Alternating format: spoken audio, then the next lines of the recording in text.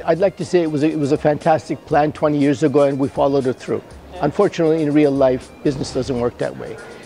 What we did, though, and what I'm sort of quite proud of, is that we listened to our clients, and we took chances in where people were not.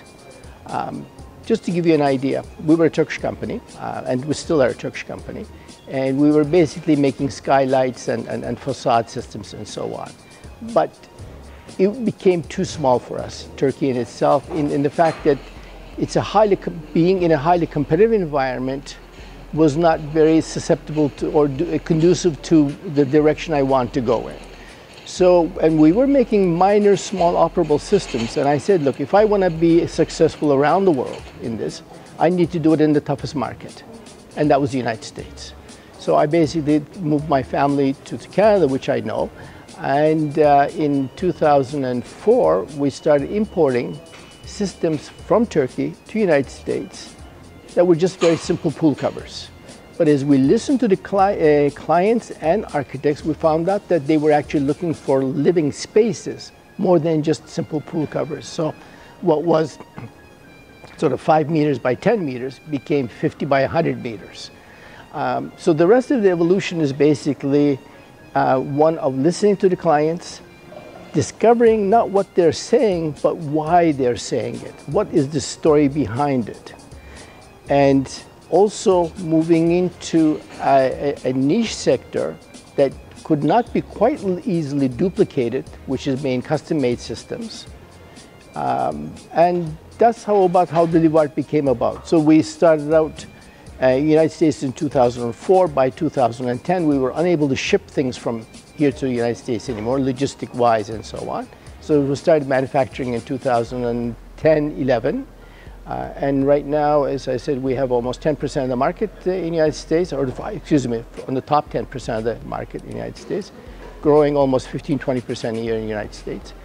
And of course, having the expertise and reference in the United States, we are doing General Electric with industrial opening structures. We've done in India, in Saudi Arabia, in Canada and US, over 20 projects.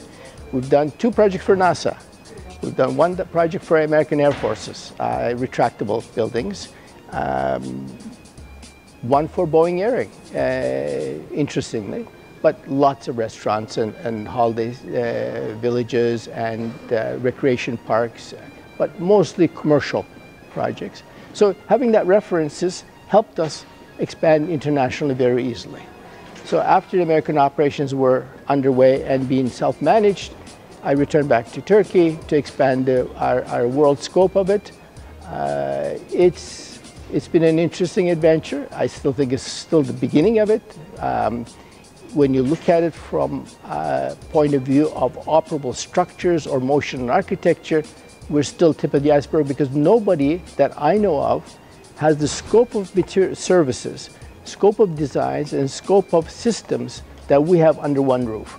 So that's probably the biggest differentiating factor of us compared to our competitors.